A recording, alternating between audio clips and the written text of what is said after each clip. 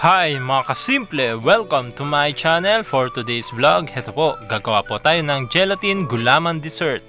At heto po ang ating mga ingredients. Mr. Gulaman Red 1 sachet, asukal at tubig. At para naman po sa ating white gulaman, kakailanganin po natin ng Mr. Gulaman White 2 sachet, asukal, Nestle cream, Alaska condensed milk, Alaska evaporated milk, 2 cans of Angel's creme densada at tubig. Ilalagay ko po ang full details ng ating mga ingredients sa description box at mag-start na po tayo.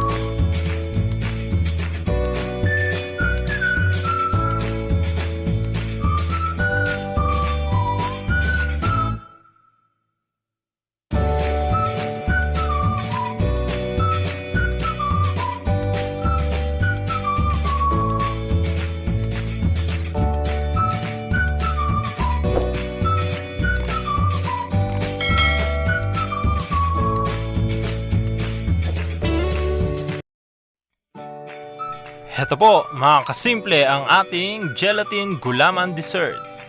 Ayan. Sweet, milky, and creamy. Sana po magustuhan ninyo. Please like, share, comment, and subscribe. Maraming salamat po.